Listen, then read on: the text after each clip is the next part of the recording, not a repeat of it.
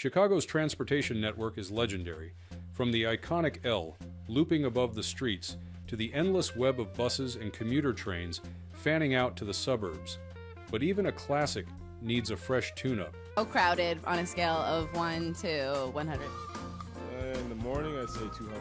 The city is rolling out an ambitious new upgrade designed to handle growing demand, improve reliability, and make it easier than ever to navigate without a car. We're talking faster trains, smoother connections, and a system built for the future. In today's episode of Great Train Speed, we'll explore what's in the works, why it matters, and how it could change the way Chicago gets around.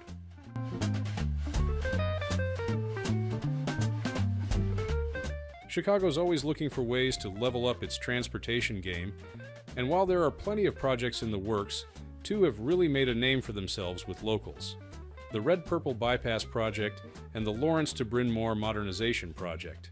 Let's kick things off with the first one, the Red-Purple Bypass Project. While the new track will enable Red Line trains to run faster and more frequently, the primary capacity bottleneck lies just north of Belmont, where rail traffic historically tangled in a daily game of stop and go. Here, Kimball-bound Brown Line trains were forced to cross over the three busy tracks, carrying Red and Purple Line trains. Because the Brown Line turns west at this point, every crossing required other trains to pause, often rippling delays down the line. This intersection became a notorious choke point, one that not only slowed individual trips, but also limited how many trains could run during peak hours, ultimately constraining the entire system's efficiency and reliability. The Red-Purple Bypass Project solves this long-standing problem with an overpass that lifts Kimball-bound Brown Line trains above the busy Red and Purple Line tracks. As a central element of Phase 1 in the CTA's ambitious Red and Purple Modernization (RPM) program, it represents a major step in upgrading Chicago's aging rail system. Known as the Belmont Flyover, this structure gracefully carries northbound Brown Line trains over the Red and Purple tracks just north of Belmont Station, eliminating the century-old bottleneck at Clark Junction, allowing trains to move more smoothly and efficiently. This transformative project, which opened to service in the early hours of November 19, 2021, marks the first entirely new mainline track added to the CTA network in nearly 3 decades, a milestone in Chicago transit history. It replaces a flat, diamond-grade junction built in 1907, a relic of the early 20th century that frequently forced trains to wait for one another, creating delays that rippled across the system. A single holdup could cascade down the line, throwing off schedules, slowing service, and frustrating thousands of riders during the busiest hours of the day. The new flyover is not only a functional upgrade, but also a modern engineering statement, built with robust steel plate girders for the flyover span and durable precast pre-stressed concrete girders for the adjoining mainline viaduct. Decorative groove-marked concrete piers give the structure a distinctive character, blending infrastructure with urban design. Functionally, the impact is profound. By elevating Kimball-bound Brown Line trains over the busy Red and Purple Line tracks just north of Belmont Station, the bypass removes a century-old congestion point that once limited train frequency and constrained service. The operational gains are significant. Up to 8 additional Red Line trains can now run per hour during rush periods, providing capacity for approximately 7,200 more riders at peak times.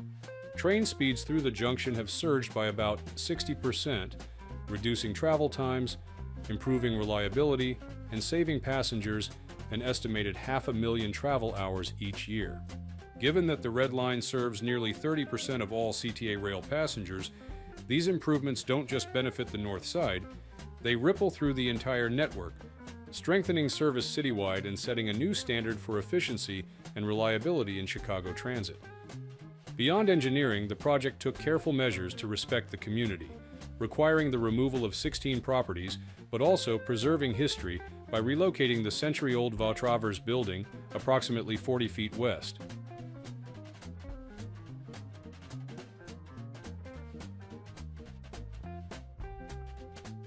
It's one of the biggest projects CTA has ever done in our history. The Lawrence to Bryn Mawr Modernization Project is one of the most significant upgrades in the history of Chicago's L network. It aims to transform a century-old stretch of the CTA Red Line into a safer, more reliable, and more accessible corridor. Spanning 1.5 miles on the far north side, it forms a key component of the RPM Phase 1 program. Groundbreaking began on October 2, 2019, marking the start of a multi-year effort to replace aging infrastructure with modern facilities built for decades of service ahead. Construction progressed in two main stages. Stage A, from 2021 to 2023, focused on rebuilding the northbound tracks, with trains in both directions sharing the remaining tracks to maintain service. Stage B, running from 2023 to 2025, shifted work to the southbound side and completed the new station facilities. On July 20th, 2025, the rebuilt stations welcomed their first riders, followed by an official grand opening celebration at the Argyle station on 21 and 23. 4 stations, including Lawrence, Argyle, Berwyn, and Bryn Mawr, have been completely reconstructed. Narrow platforms and deteriorating embankments have been replaced with wide, ADA accessible platforms, elevators, and escalators. Brighter lighting, upgraded security systems, and real-time information boards enhance safety and convenience, while overhead canopies provide shelter from Chicago's unpredictable weather. The RPM Phase 1 segment is part of a roughly $2.1 billion project funded through a combination of federal grants, such as Core Capacity and CMAP, alongside local tax increment financing, TIF, and CTA revenue. But the investment isn't just about faster trains and upgraded stations, it's also about rethinking how the space under the tracks can serve the community. CTA is reimagining the 10-block stretch beneath the elevated structure between Lawrence and Ardmore. Scheduled for construction in 2026 to 2027, these community-focused improvements will feature a pedestrian trail, playgrounds, dog parks, fitness areas, benches, and flexible plazas for neighborhood gatherings and events. The vision for these spaces was shaped by extensive feedback from residents and local businesses during community meetings in 2024, ensuring the final design reflects the character, needs, and aspirations of the surrounding neighborhoods. Everything appears to be on track with the project's completion. Do you think the project was worth the $2.1 billion investment? Drop a 1 if you agree, or a 0 if you feel different.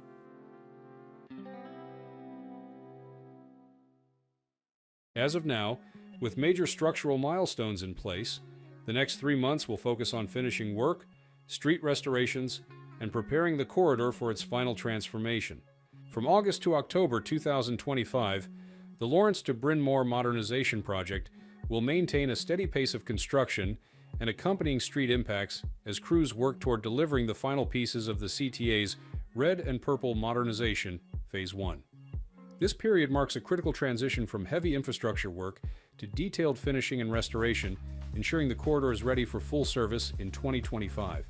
In August, efforts concentrate on dismantling the temporary Argyle and Bryn Mawr station platforms and completing final track work, key steps in shifting rail operations to their permanent configuration. September marks a shift toward the last phases of track construction, featuring 1 weekend of overnight work to expedite progress. Winona Street remains closed, while sidewalk improvements extend along Catalpa Avenue. Public way restoration continues with crews balancing structural completion with neighborhood accessibility. By October, the focus narrows to public way restoration, sewer reconstruction, and punch list activities throughout the project area. Work remains concentrated on weekdays and Saturdays, with targeted closures allowing crews to finalize details, ensure safety, and prepare all systems for long-term operation. This sustained effort over the 3-month period not only marks the physical completion of major infrastructure, but also sets the stage for a smoother, more efficient Red Line service for decades to come.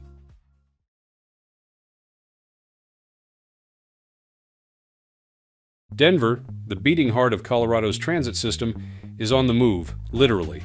With RTD light rail and commuter rail lines, a vast bus network, and the iconic Union Station, the city connects people from airport terminals to mountain trails. But change is coming. In today's episode of Great Train Speed, we uncover the upgrades rolling into Denver's rail system and what they mean for the future of travel in the Mountain West.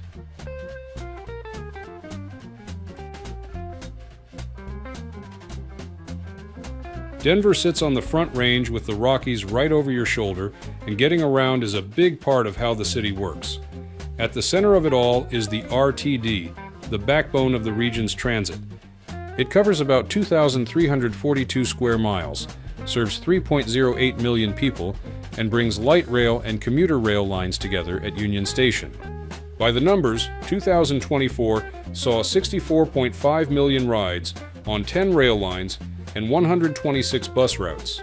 As of mid-2025, about 247,600 people ride each weekday. It's the Mountain West's largest transit agency, and it's a daily lifeline for Denver, work, class, games, and even weekend mountain runs. Keeping that system in shape takes steady upkeep. So, in May 2024, RTD kicked off the first phase of a multi-phase capital program, about $152 million, to refresh track and critical infrastructure in the downtown loop. They rebuilt special track work at 5 busy intersections, replacing embedded rail, renewing the track slab, and coordinating signal and drainage upgrades. It wrapped up ahead of schedule on August 29, 2024, and riders felt it. Smoother trips, fewer slow orders. So what's next? More of that corridor-by-corridor approach, focused on reliability, safety, and long-term savings. Most services keep running, with the heaviest work pushed to nights, weekends, or short-planned outages backed by bus bridges. Could this next segment be another win for downtown and the broader metro? We'll break down the scope, timeline, and benefits in the next part. If you're into rail upgrades, hit subscribe so you don't miss an update.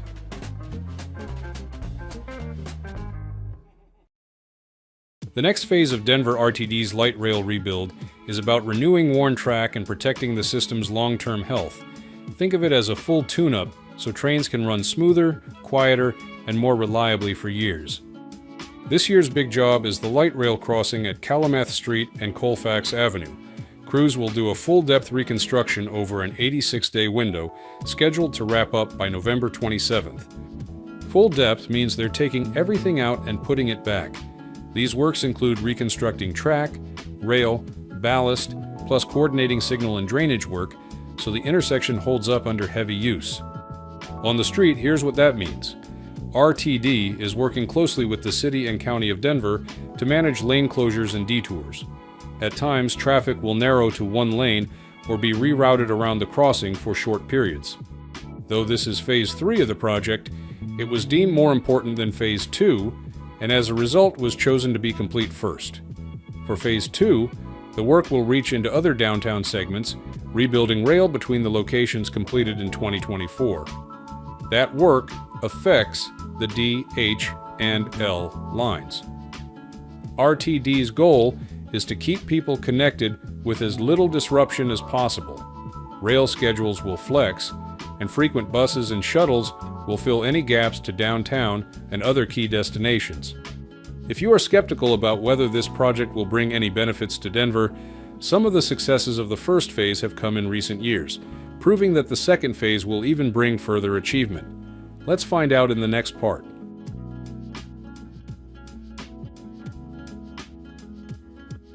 Recently, Denver RTD says reliability is turning a corner.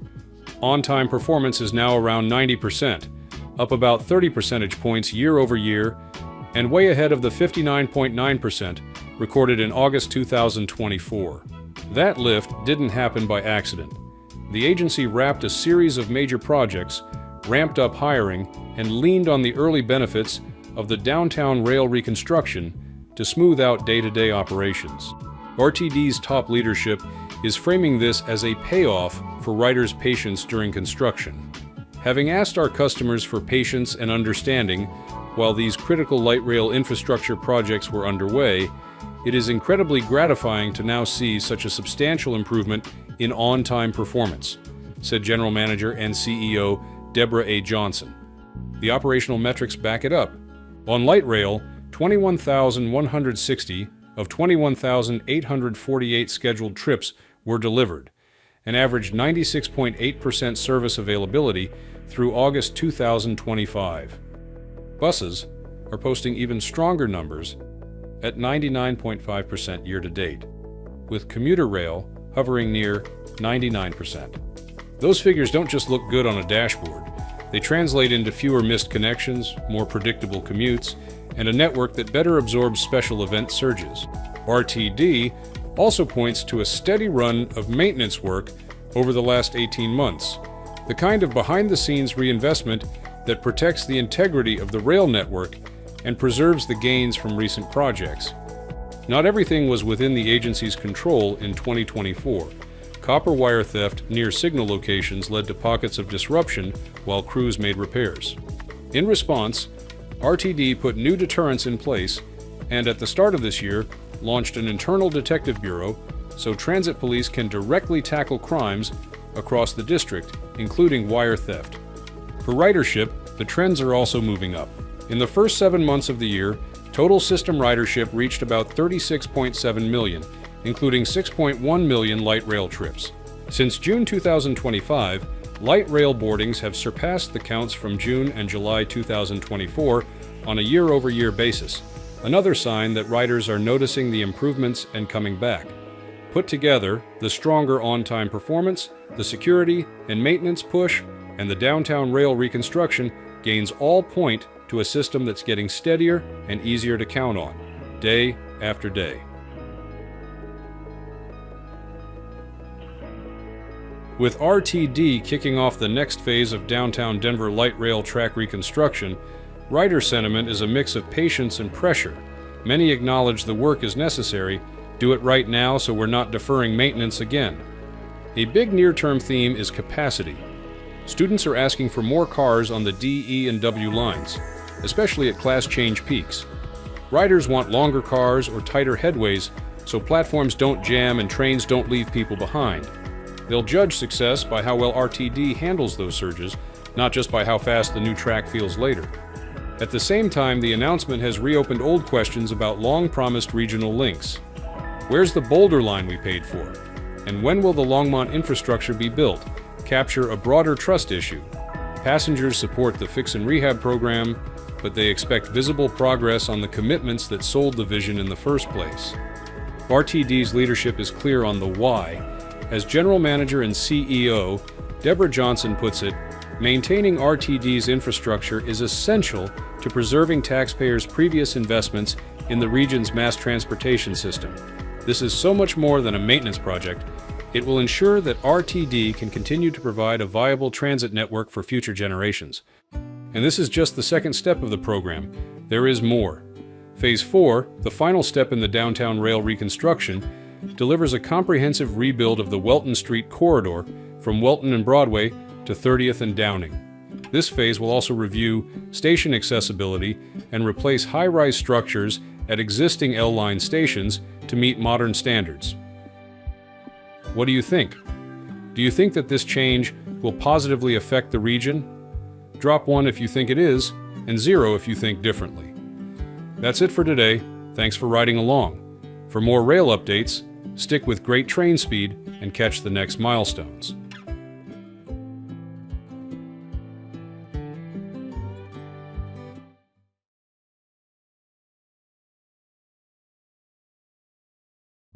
Big changes are rolling down the tracks. Caltrain's long-awaited upgrade is officially underway, and the momentum is building fast. Following a recent board meeting, the project has already hit its first major milestone ahead of schedule. What does this mean for commuters, the region, and the future of rail? Let's dive into the details in today's episode of Great Train Speed.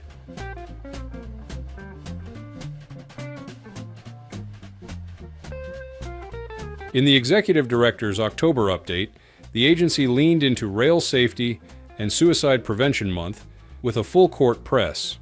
All month long, safety messages rolled out on social media.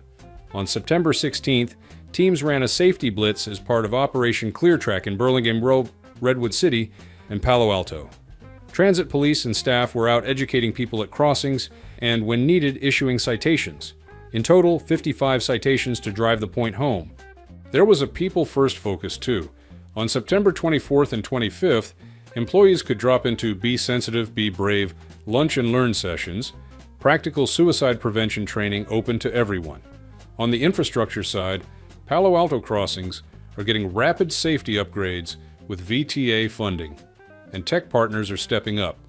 Apple joined others to boost railroad crossing notifications on smartphones, adding another layer of warning for drivers and pedestrians. Operations are holding strong. Preliminary data shows 97.2% on-time performance in September, as of Monday, October 6th, which is exactly the kind of reliability riders feel day to day. And August ridership? Over 1 million trips. Clear momentum. Year over year, August crushed it versus August 2024. Total ridership up 66.8%, weekdays up 61.5%, and weekends up a huge 115.8%. Compared with 2019, the system is at 63.0% overall, 55.9% on weekdays, while weekends are actually beating pre-pandemic levels at 165.6%. Translation: everyday commuting is still rebuilding, but leisure and discretionary travel are powering the comeback. Recently, board decisions by Peninsula Clean Energy and San Jose Clean Energy cleared the way for Caltrain to receive about $1 to $2 million a year in compensation. They didn't stop there. A fresh upgrade plan is already on the table, and crews are gearing up to build it. So what's coming exactly? Stick around for the next segment of Great Train Speed to see what's changing and why it matters. If this is your kind of story, tap subscribe so you don't miss updates on this project or any of the big train moves happening worldwide. Everything Rail, right here on the channel.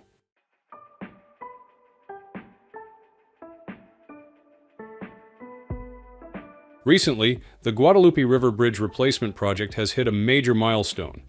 This bridge carries people to work, kids to school, and families to the moments that matter across our southern communities. This is a shared corridor with freight and other passenger train services, and right now, single tracking slows everyone down. Why the urgency? Because time and nature have taken their toll. The 1935 trestle shows clear signs of deterioration. In February 2021, the board, through a mitigated negative declaration, said what many of us already felt in our gut. For public safety, this work must move forward as soon as humanly possible. Caltrain has already fought fires on the structure, and since 2008, Caltrain has rushed in with emergency repairs more than once to keep erosion from compromising the abutments on both MT1 and MT2. Here's the heart of the plan. Caltrain is replacing the northbound MT1 bridge with a modern, longer 265-foot structure designed for today's demands and tomorrow's resilience. On the southbound side, MT2, we're extending the span and delivering seismic upgrades so the bridge can stand strong when the ground doesn't. Caltrain will also widen the channel in the interim to calm erosion and protect the bridge, and the trains and people who depend on it. Throughout 2024, the team sat down with resource agencies, not just to comply, but to collaborate, working through constraints and solutions. Late in the year, Caltrain sharpened the approach, using temporary shoring to protect the environment while speeding up the build. In December, Caltrain tapped On-Call Bench for construction management and specialist resources so we can surge when it counts. And based on lessons learned, they're requiring the contractor to run constructability reviews on permit materials. Fewer surprises, faster approvals, smarter delivery. What's next is equal parts determination and accountability. They'll keep pressing for permit amendments, green-lighting mobilization in careful increments to manage risk. They'll refresh cost estimates based on the optimized plan and pursue supplemental funding that matches the project's public value. Then in the spring, they'll return to the board to align budget, contract, and authority with the real work ahead. On June 16, 2025, the project broke ground, aligning environmental windows with the safety clock. On September 25th, Caltrain's ambitious upgrade reached its first critical milestone, erecting the steel girder on the MTI ahead of schedule. Like any major project, this one is hitting a few hurdles that could push the schedule. So what are the sticking points, and do you think it will become a key part of Caltrain the moment it opens? Drop 1 if you agree, 0 if you see it differently.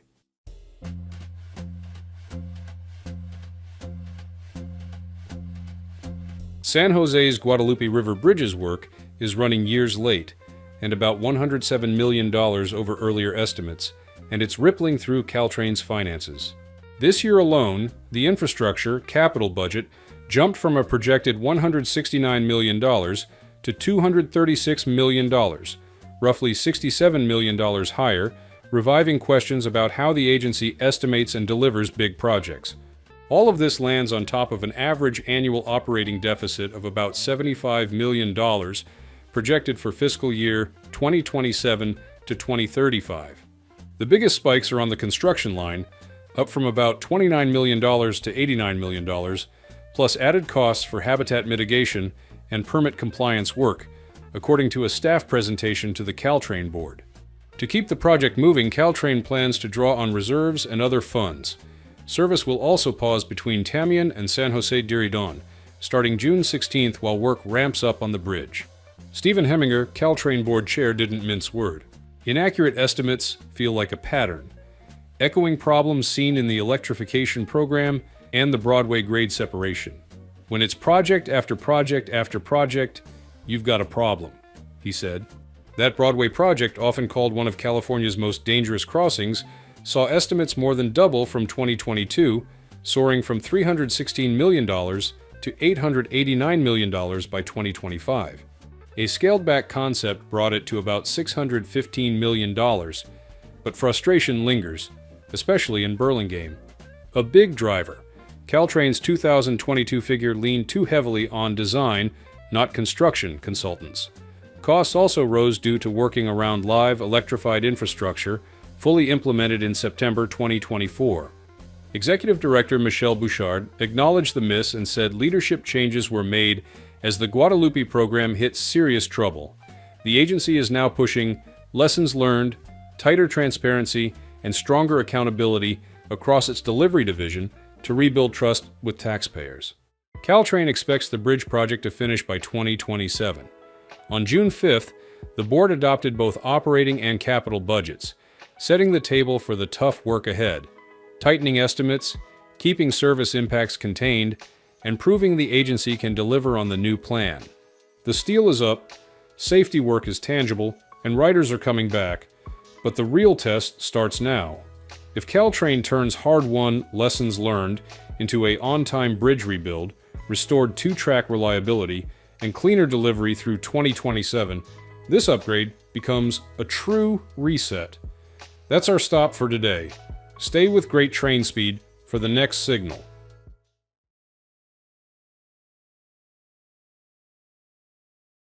A massive revolution is rapidly shaking up Florida's high-speed rail system. Brightline is aggressively expanding and dramatically upgrading its entire network. Brand new routes, cutting-edge infrastructure, and blazing fast speeds are all being rolled out at full throttle, aiming to completely transform how locals and visitors move between Florida's biggest cities. This is a game-changing leap forward that's set to redefine the future of travel across the Sunshine State seriously. Wondering what's going on with these projects? Stick around. We're breaking everything down for you. But before we jump in, if you're finding this content helpful, make sure to smash that like button and consider subscribing.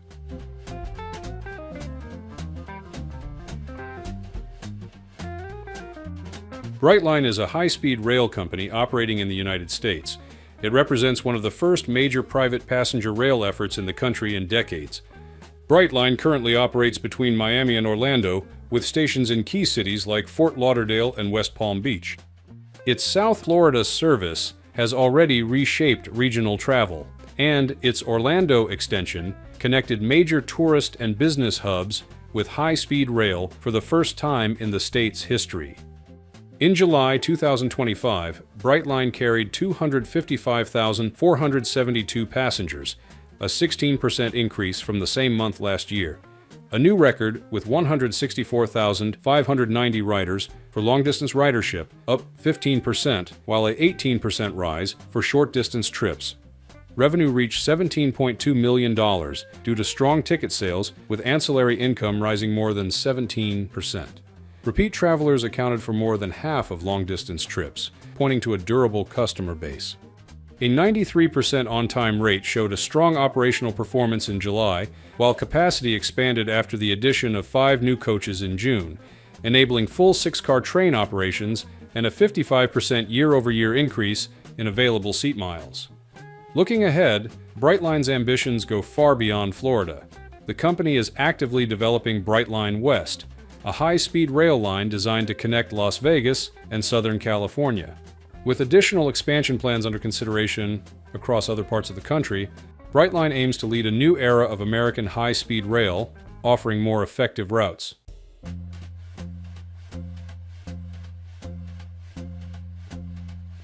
Brightline and its partners are planning major infrastructure upgrades to support the demands of passenger, freight, and commuter rail service in South Florida. One of the most pressing projects is the replacement of the existing railroad bridge over the New River in downtown Fort Lauderdale. The current bridge sits just 4 feet above the water level, creating a significant bottleneck. It must be lifted frequently to allow boats to navigate the busy New River, while also needing to remain down to accommodate freight trains, Brightline's high-speed passenger trains, and so on. The old bridge has suffered frequent breakdowns, causing delays not only for rail operations, but also for the marine industry. Recognizing the bridge's limitations, planners are considering 2 major options: a new bridge either over or under the river. Cost estimates for a new crossing range between $470 million and $490 million. Building a tunnel under the New River was also studied, but was deemed prohibitively expensive, with estimates exceeding $1 billion. However, many residents feel that the tunnel effort, which comes with a hefty price tag, primarily serves the interests of the leisure class rather than the broader working community. This is an expensive infrastructure project for the convenience of the leisure class. Meanwhile, they routinely interrupt the lives of working people, one frustrated citizen commented.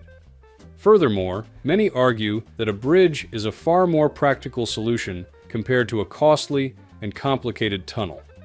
In addition to the New River Bridge replacement, Brightline is addressing another critical infrastructure need further north, the bridge over the St. Lucie River in Stuart, Florida.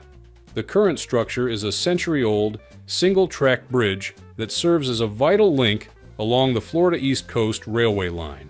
For Brightline, the bridge is a crucial part of its expanded service from West Palm Beach to Orlando, as it enables the extension of high-speed rail service through the Treasure Coast region. Plans for the St. Lucie River Bridge include constructing a new double-tracked bridge with significantly improved clearance.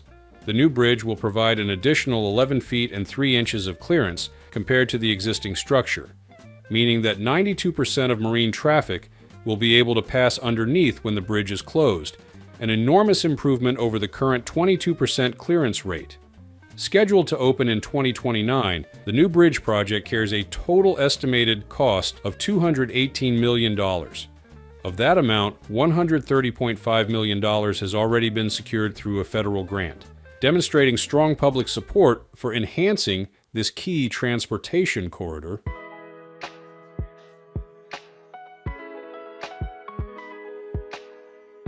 Besides the upgrade on bridges, several Northeast Corridor rail projects marked a major step forward in South Florida's transportation future. The project is currently in the engineering phase, with the selection of an operating company expected soon.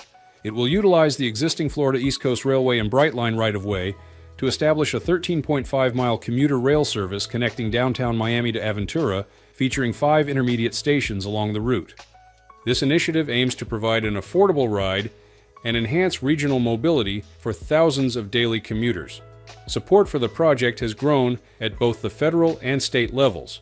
The Federal Transit Administration, FTA, has made a preliminary commitment to provide $389.5 million toward the construction and development of the commuter rail line. In addition, the state of Florida has pledged $200 million in grant funding, significantly bolstering the project's financial foundation. The commuter rail plan has now reached 60% of its design phase. However, federal transit funding has been unstable in recent years, and broader budget challenges in Washington have left many projects in limbo. As a result, while the design and planning phases are moving forward, the Miami to Aventura service is now expected to open in 2032, several years later than originally hoped. Meanwhile, Brightline's ambitions for a western extension toward Tampa are slowly gaining momentum, despite facing political and financial obstacles. In April 2024, Governor Ron DeSantis rejected a proposed $50 million state grant that would have supported Brightline's expansion. Citing Brightline's status as a private venture, Governor DeSantis emphasized that taxpayer dollars would not be used to construct the rail line, stating, "It's privately funded. We are not going to be on the hook as a state with taxpayers for doing trains." His comments made it clear that while the state is willing to allow the project to proceed, it would not directly invest in its construction. Despite the setback, interest in passenger rail service along the I-4 corridor continues to grow. With Tampa Bay experiencing rapid population and economic growth, local transportation officials agree that a new solution is urgently needed to relieve congestion on I-4.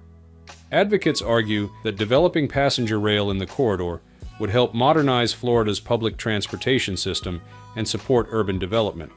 While no immediate funding commitments have been made, regional leaders express optimism that the state's position may evolve as the need becomes more critical. In a significant step forward for regional rail expansion, the SunRail Governing Board recently approved moving ahead with a $6 million project, development and environment study for the proposed Sunshine Corridor. This corridor is envisioned as a joint effort between Brightline and SunRail. The timeline for the Sunshine Corridor study is now set.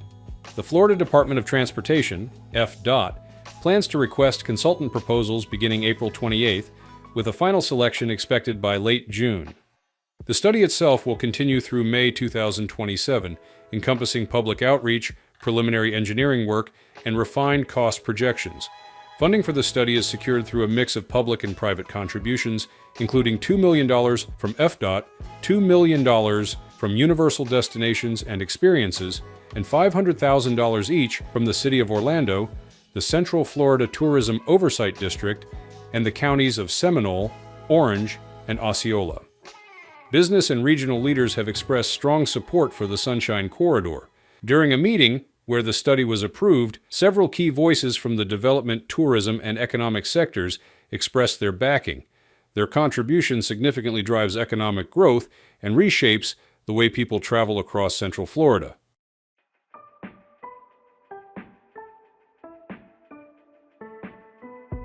Florida's future is shining brighter, with major rail upgrades and expansions promising to make everyday life better for everyone. The Sunshine Corridor is set to revolutionize inner-city travel across Florida. With a projected cost of $12 billion and $3.2 billion in federal funding secured in 2024, this ambitious project aims to serve 8 million riders annually by 2030, cutting travel time between the two cities to under 3 hours. Construction and operations for the Northeast Corridor and Sunshine Corridor generated more than 2,000 direct and indirect jobs in 2024 alone. A 2024 Florida Department of Transportation report also projects that together, these corridors will reduce greenhouse gas emissions by 1.2 million metric tons annually by 2035, supporting Florida's goal of a 20% reduction in transportation-related emissions by 2040. Major infrastructure upgrades, such as the replacement of aging bridges over the New River and St. Lucie River. These new structures will stand as lasting symbols of progress, connecting people and communities with greater ease and reliability. Despite funding and political challenges, the Northeast and Sunshine Corridors mark a new era of rail expansion in Florida, focused on building opportunity, connection, and pride. By providing affordable transit, easing traffic, improving air quality, and creating jobs, and these projects are shaping a healthier, more vibrant future, giving Floridians more time, freedom, and a cleaner environment for generations to come.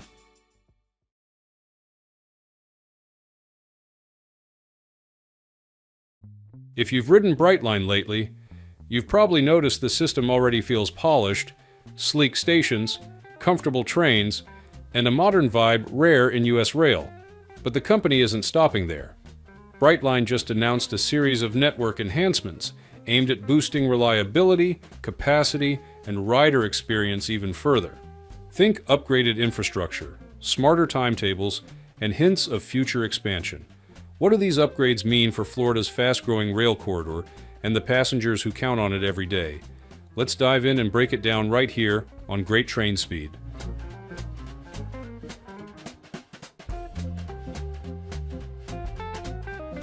Brightline, Florida now owns and operates a modern, higher-speed intercity rail line linking Florida's biggest population centers.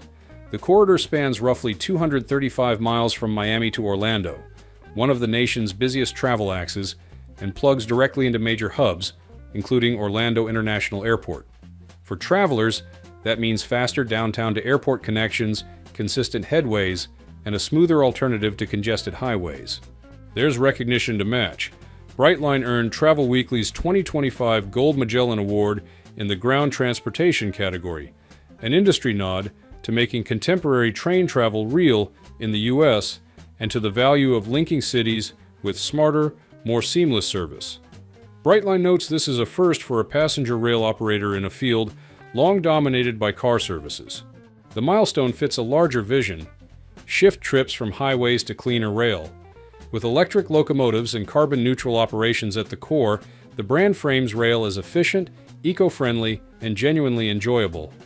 Looking ahead, Brightline West targets high-speed service between Las Vegas and Southern California by 2029, with the potential to carry tens of millions of riders and lift regional economies. As climate pressures grow and metro areas sprawl, Brightline's trajectory points to a rail revival, showing that well-designed infrastructure can stand on its own. Travel Weekly's honor marks Brightline as a pace setter and nudges competitors to raise the bar beyond the asphalt grind. So what's next on Brightline's side? To meet rising demand and optimize the guest experience, Brightline is rolling out network upgrades, tuning schedules around peak periods, refining fare products, and enhancing the premium offering, from lounge access to onboard hospitality. We'll break down exactly what's changing, why it matters, and how it affects your trip in the next part of this video. If you want clearer, data-driven rail updates like this, tap subscribe so you won't miss our next breakdown on the world of trains.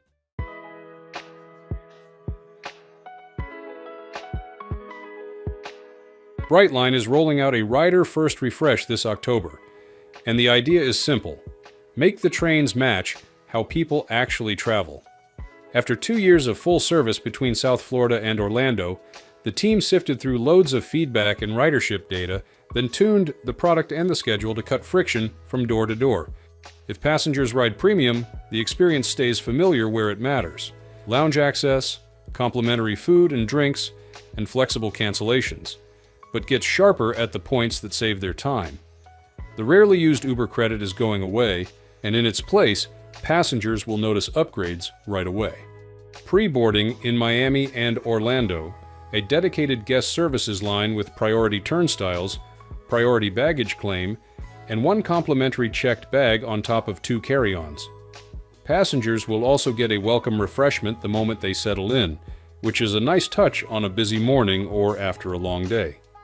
Smart riders aren't left out. The onboard menu gets a refresh, station food options expand, and the website now lets passengers toggle fares to show or hide taxes and fees, so there's no guesswork about what passengers actually pay. And for folks who commute or travel often, the fixed-rate Brightline passes for 10, 20, or 40 rides in Smart are sticking around. If a passenger lives on the train several days a week, that predictability matters. The headline, though, is service. Brightline is testing a new timetable focused on the hours when trains fill up fastest.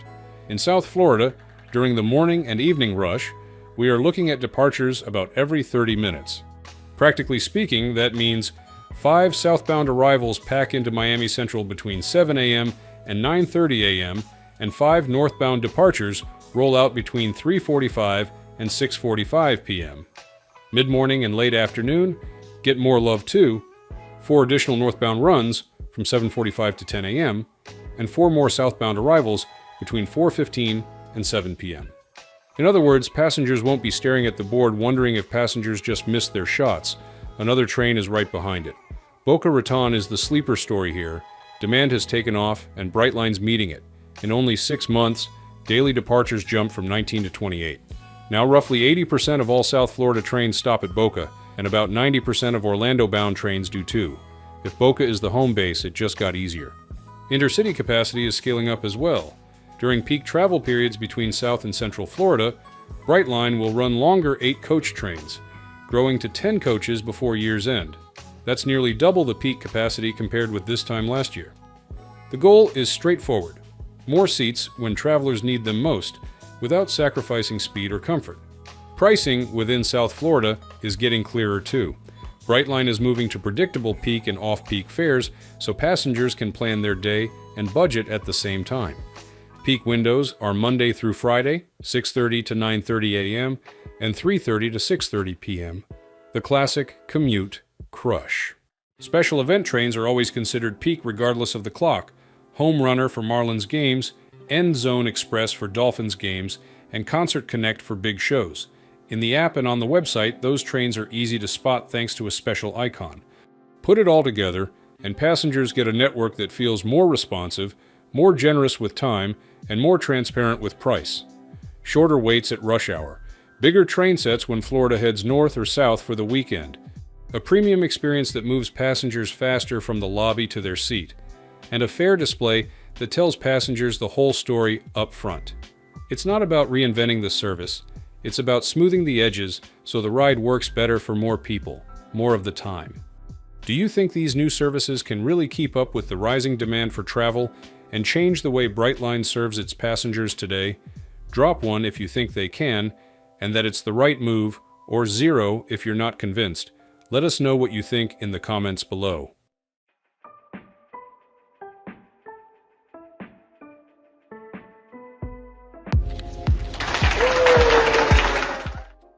Recently, Orlando Airport has opened the long-awaited spacious pedestrian bridge that links Terminal C, the train station, and the Terminal Link, creating a simpler, weather-protected path for seamless transfers. The bridge features bidirectional moving walkways, about 90 feet long today, with extensions planned as the wider program comes online in 2026, including the new rental car lobby. A third set of walkways is also slated for the existing GTF bridge to improve passenger flow. This is just one piece of a larger plan around Terminal C. Phase 1 gate expansion is underway, adding 4 boarding piers that can handle the equivalent of 8 narrow-body aircraft, boosting capacity and giving the operation more flexibility at peak times. In parallel, airport teams are studying where additional moving walkways would deliver the biggest gains, so the end-to-end journey keeps getting faster and easier. As CEO Lance Little noted, the pedestrian bridge represents both progress and a promise. By opening this new access, we are delivering greater convenience to our passengers and meeting their expectations of a world-class airport. You feel that promise the moment you step on. No more dodging traffic or threading a parking garage with luggage, just a direct, intuitive connection designed for people on the move. For Brightline riders, the payoff is immediate. Intermodal trips work best when the handoff is smooth, and this bridge stitches the rail station and Terminal C into one continuous flow. Bags roll, shoulders relax, and wayfinding becomes simple for first-time visitors and frequent flyers alike. And yes, a future Wedway-style people mover would be a rail fan's dream, but this is a smart, traveler-first step that delivers today, turning a former pain point into a proper gateway. Brightline's refresh and Orlando's new bridge point to a simpler, faster trip on the rails and through the airport. With higher frequencies, longer train tickets, and a direct, weather-protected link from Terminal C to the station, transfers feel purposeful instead of stressful. Time savings stack up. Fewer waits, smoother wayfinding, and a premium journey that moves you from lobby to seat with less friction. It's a practical step toward a Florida corridor that runs more like a modern network.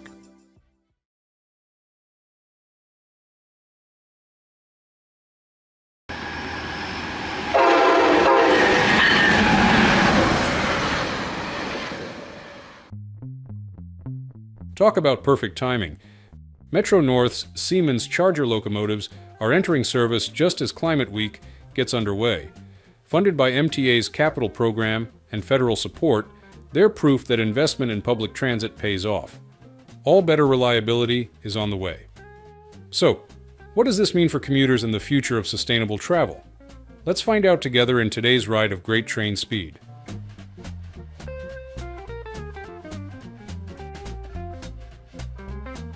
Metro-North's 2024 annual ridership report highlights a strong rebound in regional rail use, with total annual ridership reaching approximately 67.4 million trips. This represents a significant increase of 7.2 million over the 60.1 million rides recorded in 2023, translating to 12.0% growth in just 1 year. Despite this impressive recovery, ridership still stands at 77.8% of 2019's pre-pandemic total, showing that while gains are notable, there remains room for continued recovery. East of Hudson service, which includes the Hudson, Harlem, and New Haven lines, carried about 66.3 million passengers in 2024, reflecting the bulk of Metro-North's growth and highlighting the system's central role in connecting communities across the metropolitan region. On the other hand, west of Hudson service registered about 1.1 million rides, a smaller share overall, but still a healthy 7% increase compared to 2023, demonstrating that recovery is taking place across the network as a whole. In addition to the core rail services, Metro-North's connecting services experienced strong growth in 2024, with combined ridership on the Hudson Rail Link, Haverstraw-Ossining Ferry, and Newburgh Beacon Ferry reaching roughly 329,000 trips. This marked an 18.0% increase from 2023, showing the growing importance of multimodal connections that provide riders with seamless first and last mile access. Looking ahead into 2025, Metro-North continues to see encouraging trends. By June of that year, ridership had already reached 34.3 million, which is 6.1% higher than the same point in 2024. This steady growth emphasizes not only the resilience of commuter patterns, but also the effectiveness of efforts to attract riders back to the system. Financial performance has strengthened as well, with revenues reaching $479.0 million by mid-2025, providing essential resources for reinvestment into infrastructure, rolling stock, and service improvements. However, these gains must be considered alongside the fact that ridership still lags behind pre-COVID benchmarks, particularly the record levels of 2019. With ridership on the rise, Metro-North Railroad is gearing up for a major transformation. And this isn't just any minor adjustment. It's a change big enough to redefine the system. So, what exactly is coming next with this new locomotive? In the next part, we'll uncover what the Metro-North leadership has in store for riders and the future of the railroad. If you find this exciting, don't forget to hit that subscribe button to stay updated with the latest news from our channel.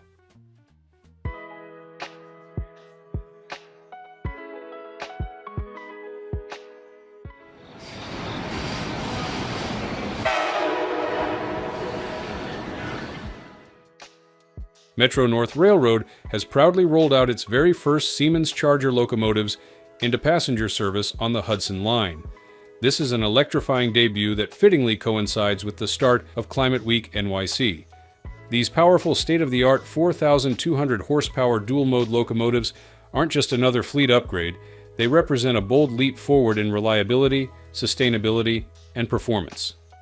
Backed by crucial funding from previous MTA capital plans and the Federal Transit Administration, the arrival of the Chargers is a moment charged with hope and momentum. These gleaming locomotives slash air pollutants by an astonishing 85%, meeting the toughest U.S. Environmental Protection Agency Tier 4 standards and breathing cleaner air into the communities they serve. With an extra 1,000 horsepower over the old fleet, the Chargers roar with strength while whispering with efficiency, embodying both raw power and environmental responsibility. On board, advanced monitoring and diagnostic systems promise a new era of reliability, allowing crews to detect and resolve issues faster than ever before. In 2021, Metro-North Railroad ordered 27 new dual-mode Charger locomotives from Siemens Mobility, known as Model SC 42DM. These trains can run on both diesel power and third-rail electric power, which means they can serve all of Metro-North's non-electric routes and then switch to electricity when running on electrified sections, including into Grand Central Terminal. The purchase was paid for through the MTA's 2015 to 2019 and 2020 to 2024 capital plans, with extra funding from the Federal Transit Administration. The locomotives are being built at Siemens' factory in Sacramento, California, and will be delivered to Metro North through 2027. As we all can see from the first picture showing the appearance of the new locomotive, the exterior of this Metro North locomotive immediately commands attention, making it the true centerpiece of its design. Cloaked in a bold, deep blue livery, the bodywork radiates both modernity and authority, setting it apart from the traditional silver trains long associated with the region. Its smooth, streamlined shell flows seamlessly from front to rear, projecting speed and efficiency even when standing still. The front nose, sharply contoured with a futuristic, almost predatory stance, is accented by sleek, angular headlights that resemble a pair of focused eyes cutting through the landscape. Every detail on the exterior has been crafted to balance aesthetics with function. The polished stainless steel framing adds a touch of refinement, while the vibrant red and blue mechanical coupler system at the base provides a flash of industrial power, reminding onlookers of the locomotive's raw strength. The MTA insignia, proudly displayed on the sides, and the American flag decal on the nose reinforce a sense of civic identity and pride. Even the clean, uninterrupted paintwork enhances its striking appearance, turning the train itself into a rolling symbol of progress. Now, the new generation changes everything. They can glide under electric power for the full 102 miles of Metro North's third rail territory, stretching gracefully across the Hudson, Harlem, and New Haven lines. As a traveler or train user, do you think this new locomotive will be wisely used all over America? Drop 1 if you think that will be possible, and 0 if you think differently.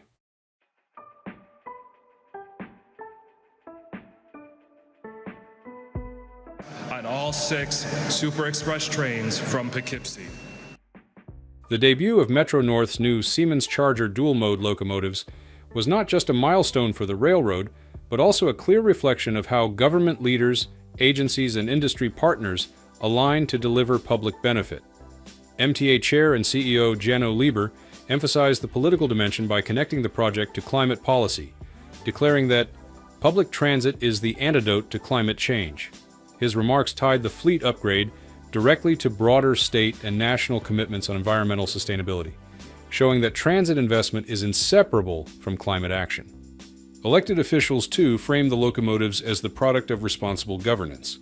Representative Pat Ryan called the project a transformative investment for cleaner air and reliability, while State Senator Peter Harcum highlighted the fiscal prudence of replacing decades-old engines to cut maintenance costs.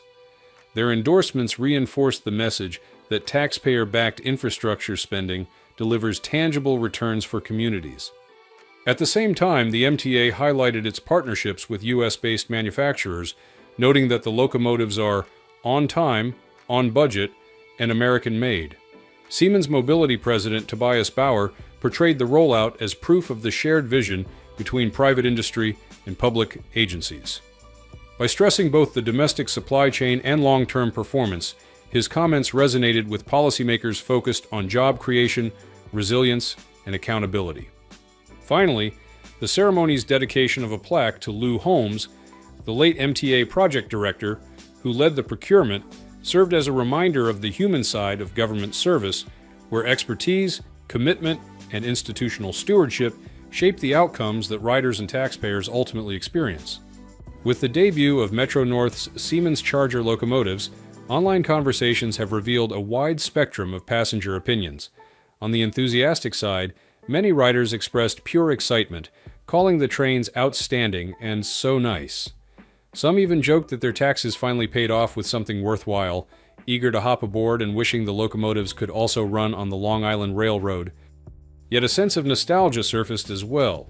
For longtime commuters, the retirement of the P-32s feels bittersweet. The familiar engines and their distinctive horns had become part of daily life, and a few riders admitted they'll miss those early morning wake-up calls. Others voiced caution, pointing to mechanical issues experienced with similar locomotives in other states and urging Metro North to stay vigilant. Meanwhile, skeptics dismissed the new fleet entirely, branding the Chargers as garbage or junk, no better than what other commuter lines already run. Altogether, the feedback shows excitement mixed with nostalgia and concern, a reminder that while new technology can inspire hope, passengers ultimately want proven reliability to back up the fresh look. And that wraps up our journey for today. Thanks for riding along with us, hope you enjoyed it, and we'll catch